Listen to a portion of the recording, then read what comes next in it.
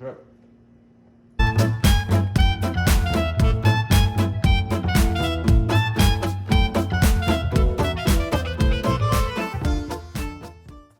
Welcome back, and today we're going to be making focaccia, and then from there we'll be making some sandwiches. So we'll start with the focaccia itself. First, you're going to need to start with 425 grams of all-purpose or bread flour and 1 1/4 cup of water, and we're just going to kind of mix this together in a stand mixer till it's a shaggy mess. So we're not looking for a cohesive dough ball, so take your time here. Once that is a shaggy dough, we're going to let that be covered for 5 minutes.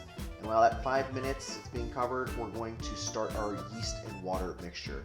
So this is 1 1/4 teaspoon of yeast to 1/4 cup of warm water, and we're going to let that get nice and frothy. So while that dough is kind of resting, it's going to hydrate the dough at the same time. We're going to let that yeast get all bubbly, as you can see here. And then we're going to add in the yeast to the shaggy dough, and we're going to begin to mix this slowly because it's going to splash like crazy. We're going to mix this till everything's absorbed.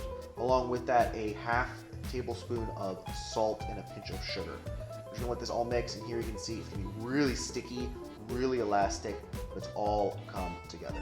So once you reach this stage, the gluten's developed, it's a little shiny, it's super wet. We're going to add about a tablespoon and a half of olive oil to a bowl. You need a lot of it, it's okay, don't be shy. A little more is okay. We're going to put a little oil on our hands as well. We're going to get that dough out of the mixer and into this bowl. We're going to let it ferment in this for about 2.5 to 3 hours, which will double in size. It is extremely sticky, so here you can see me really getting my hands oily. Don't be scared. Do not add more flour to this. I know you're going to want to. I always want to, but believe me, it's okay. So go ahead and get it out. I recommend grabbing a spatula too. It's just going to make it a little easier to get all of that dough out of there. And then we're going to try and form this into somewhat of a ball. I mean, we're not looking for a perfect shape like you would with bread or pizza dough. So just kind of take the spatula and we're going to kind of push in the edges. The olive oil will help a little bit. You can see there's quite a bit of olive oil in there. That's okay. And we're going to cover this up with some saran wrap. There's oil on the saran wrap as well because this will double and get really sticky. We're going to let that sit for 2 hours. So it's been about 2.5 hours. It's doubled in size. We're going to oil a pan generously. And this is what you're going to bake it in at the very end of the day as well. So make sure you find something that's appropriate in size. And we're going to get oil all over the place. Make sure you are generous with this as well because it is extremely sticky. And when you go to bake it, you don't have enough. You're going to have focaccia stuck to your pan and it's going to suck. So from here, we're going to take our doubled focaccia, we're going to place it into the pan. Oil your hands again, this is going to really help you. We're not adding any more flour. The oil is going to keep it from sticking to everything. We're just going to throw it right on in, and again, have that spatula on the side to get any of that remaining dough that's stuck to the bowl.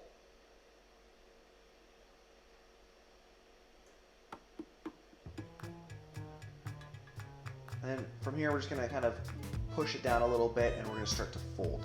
So we're going to pick it up in the middle, fold it in half, and then rotate it and do the same thing again in the other direction.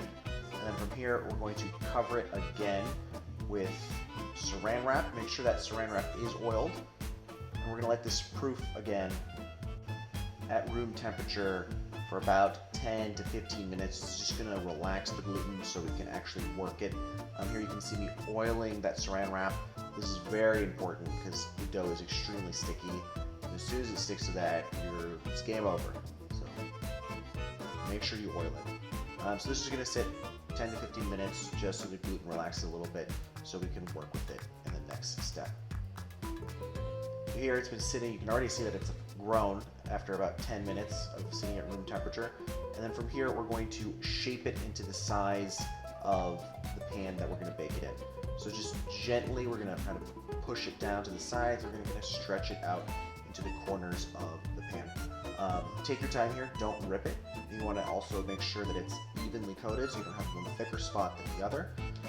If you notice that it's being really elastic and kind of pulling back into the center and not staying, stop, let it rest for another 10 minutes, let that gluten kind of relax, and then continue at it again. So just take your time, pull it to the edges. It's going to be a little elastic and pull back.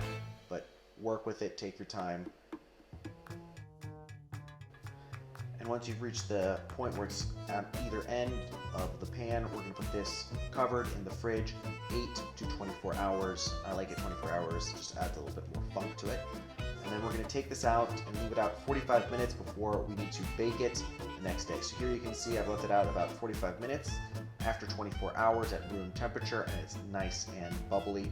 The oven is preheated to 450 degrees, and we're going to generously coat the top of this with olive oil, and then start pressing in with your fingers. Make that classic focaccia shape. Don't be shy. Make sure you make lots of little dimples here and there. At this point, if you want to add a little bit of rosemary or a little bit of garlic, that's totally okay. And then lots of kosher salt. Don't be scared, be generous. And this is going to go right into the fridge. So again, this was 24 hours, bulk fermentation. Pull it out 45 minutes before you want to bake. Let it kind of come to room temperature at 450 degrees. And this is going to go straight in the oven for 25 minutes or until nice and golden brown. So here you can see, after 25 minutes, we're going to let this rest 10 minutes in the pan before trying to remove it. So 10 minutes after it's been out, we're going to pop it out. Take your time here as it can stick a little bit, so kind of work your way around. We're going to let this sit until it cools off. In the meantime, let's start our sandwich accoutrements, if you would. So 1 red bell pepper, we're going to char this heavily over the flame of your stove, if you want the broiler or barbecue, wherever you'd like.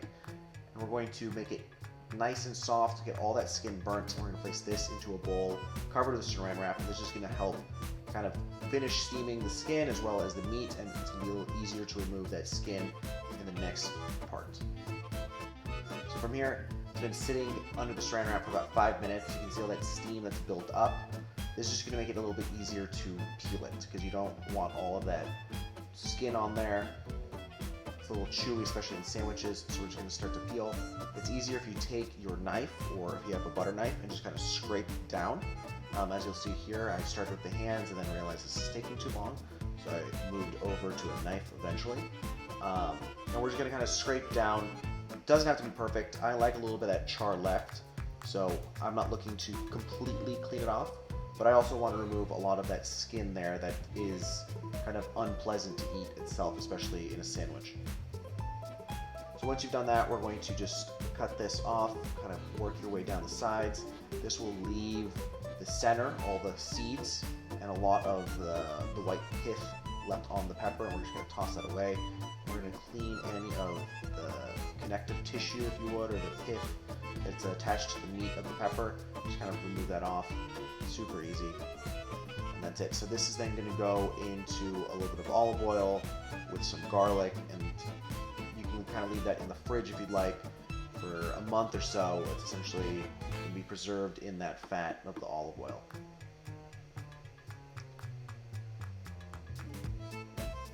So 1 clove of garlic, and we're just going to crush this. If you'd like to roast it, that's totally okay. I like raw garlic, so we're going to throw that into a pint. Throw in the peppers and extra virgin olive oil over the top. We're going to let this cool at room temperature because the peppers are still warm. And once it's cooled, you can throw this into the fridge covered, and as long as it's fully covered with olive oil, you are good. I'm going to add in a little bit of that charred skin that was left on the cutting board just to get a bit of that charred flavor into the olive oil and the peppers. So in the meantime, we're going to make an herb mayo. So this is about a 1/4 cup of mayo, 1 sprig of rosemary, and we're going to just chop this up nice and fine.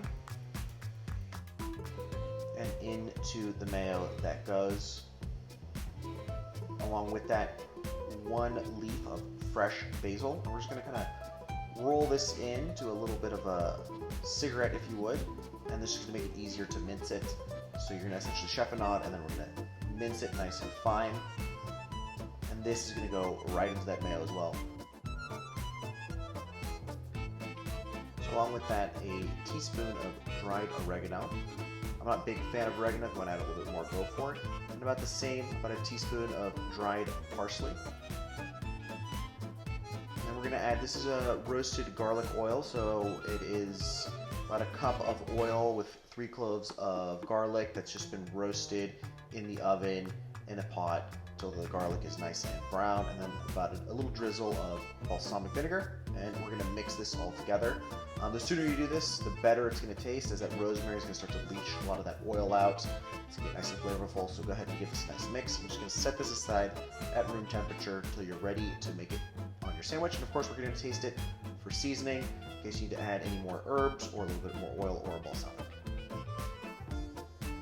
So real quick, we're just going to chop some mozzarella nice and thin. This is whole, fat, low moisture mozzarella, so it's great at melting, but it's not that weird chewy texture, so it's nice and meltable.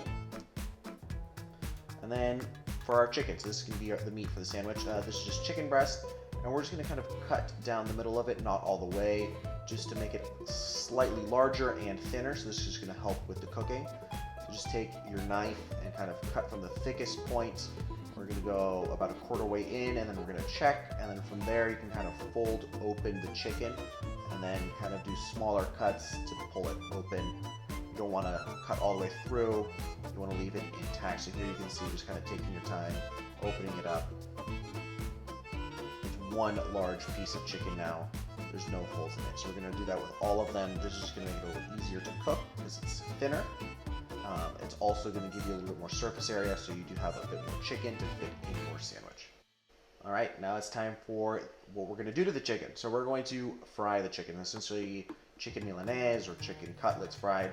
So we're going to heavily season our flour with salt and pepper, since this is going to be our seasoning for the most part for the chicken. Along with that, eggs. So this is 2 eggs with about a quarter cup of milk, and then panko bread flour. So first, into the flour goes the chicken breast, and we're going to switch hands. So we're going to have a dry hand and a wet hand. It's going to save you a lot of problem. And this is going to go then into the eggs. We're going to make sure it's well coated, and then from there it's going to go into the panko. And we're going to switch hands again. Now you're using your dry hand. Believe me, if not, you're going to have horrible crumbly fingers covered in everything, and you're going to be washing your hands every 10 seconds. So we're going to make sure everything's nice and coated, and then we're going to go right back into the egg, and we're going to double bread. So this is going to give a really nice crust, a nice crunch to the chicken. And then from here, again, make sure it's nice and coated, and into the pankos it goes again. And we're going to just keep repeating this with all of the chickens. And as needed, if you need to add a little bit more panko, go ahead and add a bit more. If you need to add a little bit more egg, do the same. Make sure you do whip it. So from here, we're just going to repeat everything, and all these chickens are going, after they're breaded, onto a wire rack so that there's no moisture buildup underneath, because that will ruin you being able to get it nice and crisp. You can go ahead and do this ahead of time as well, so if you wanted to do this in the morning and then cook it at night, you can totally do that. Just make sure you leave it on a wire rack covered.